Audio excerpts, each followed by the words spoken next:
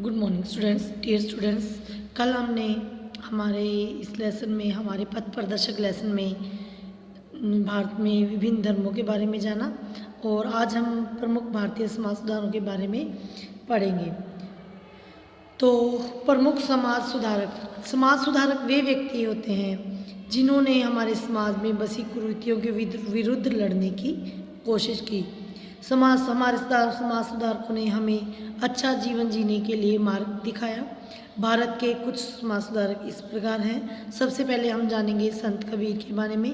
संत कबीर का जन्म वाराणसी में हुआ। वे रामानंद के शिष्य थे। वे जाति प्रथा और दूसरी सामाजिक कुरीतियों के विरुद्ध थे। उन्होंने कहा, धार्मिक कृत्यों का यानी कि धार्मिक कार्यों का पालन करने से अच्छा है कि हम ईश्वर को प्रेम करें।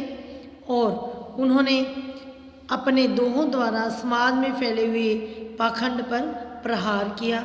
समाज में फैले हुए पाखंडों और जो दिखावे थे, आडंबर थे, उसका इन्होंने विरोध किया। दूसरी जो समाज सुधारक हैं वे एक महिला समाज सुधारक हैं जिनके बारे में हमारे लेसन में बताया गया है। वो थी रमाबाई रानाडे। रमाबाई रानाडे का महिला समाज सुधारकों में सबसे ऊंचा स्थान है।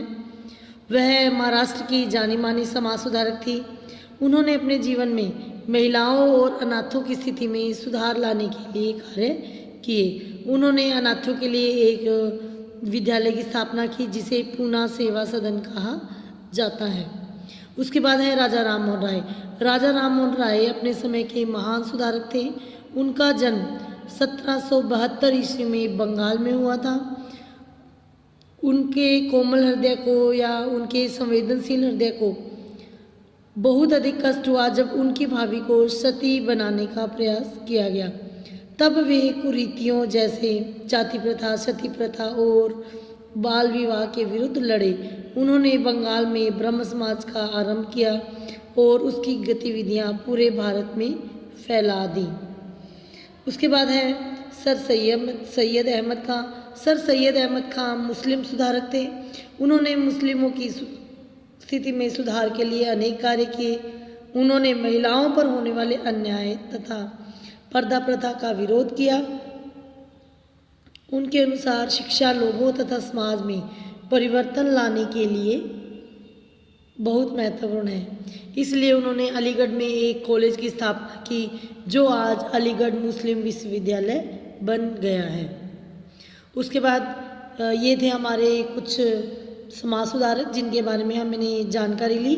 उसके बाद हम हमारे भारत के प्रमुख वैज्ञानिकों के बारे में जानते हैं। भारत में बहुत से प्रसिद्ध वैज्ञानिक हुए हैं।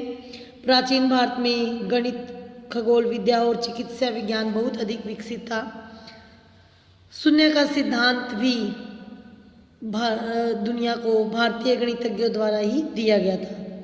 भारतीयों ने 1 से 9 तक की संख्या और दशमलव प्रणाली का भी आविष्कार किया। आर्यभट्ट और वराहमिहिर जाने माने प्राचीन भारतीय खगोल शास्त्री थे। चरक और सुश्रुत प्राचीन भारत के प्रसिद्ध चिकित्सा शास्त्री थे। इन्होंने चिकित्सा के क्षेत्र में काफ़ी ग्रंथ लिखे और काफ़ी इन्होंने विभिन्न औषधियों की खोज भी की थी। औषधि की प्राचीन यूनानी प्रणाली जिसे हम होम्योपैथी कहते हैं वो भारत में तुर्कों और मुगलों द्वारा लाई गई थी।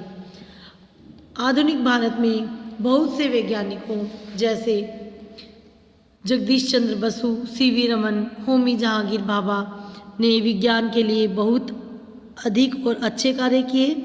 एस रामानुजाचार्य विश्व के महान गणितज्ञों में से एक हैं और भारत के पूर्व राष्ट्रपति APJ अब्दुल कलाम एक महान वैज्ञानिक थे।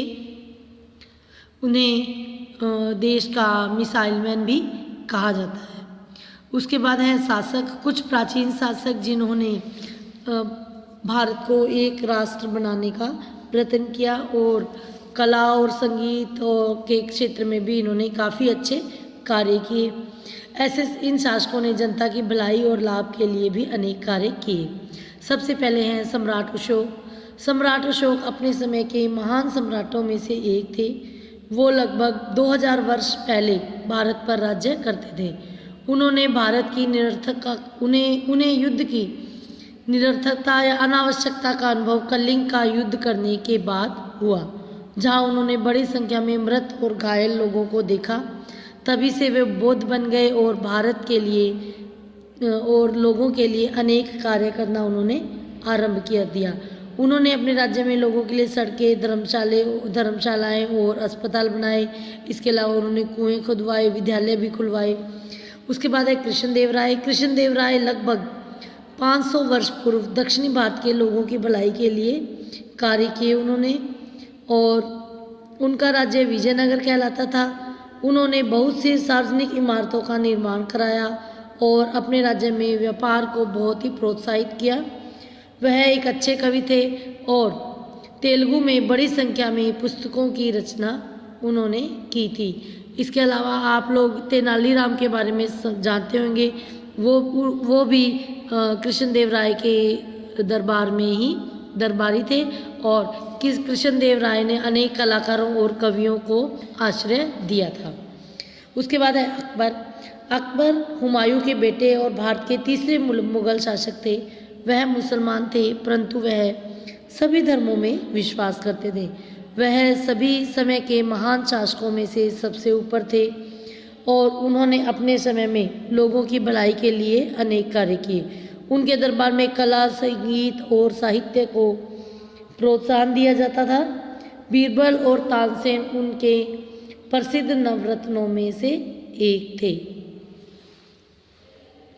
आपका लेसन यहाँ कंप्लीट होता है। Stay home, stay safe.